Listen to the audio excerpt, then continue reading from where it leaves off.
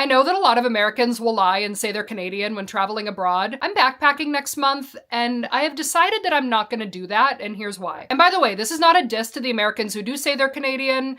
I don't think Canadians appreciate it, but I understand. I get that there's just certain questions and conversations that you are not in the mood for. I get it, so no negativity intended here. But see, one of my favorite parts of traveling is meeting people. Just the connections you can make with people from all over the world and the quality conversations you can have. I love that about travel, and I can't do that authentically if I'm lying about where I'm from. And just in my experience, I'm sure this is not universal, I don't find that lying is even worthwhile, because have I been met with some hostility for being American?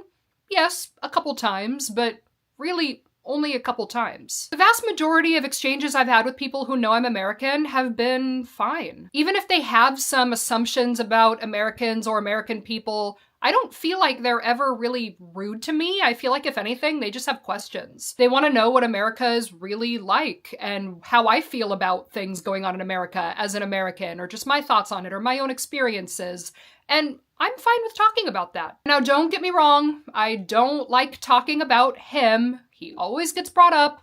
I just say I hate him and hope that we can move on to the next thing. And still, even with me being honest with where I'm from and being fine with talking about America, that doesn't mean that I am super giddy and excited to talk about the current political climate. I am sad, and I do feel a lot of shame for my country, but I still have a US passport, and it's not changing anytime soon. And I really believe in representing your country when you're traveling. Be kind, be curious, be considerate, be respectful, treat people the way that you want to be treated. Learn about the culture and respect it. That's the whole point of travel. That's why I love traveling so much. Am I embarrassed by my country right now?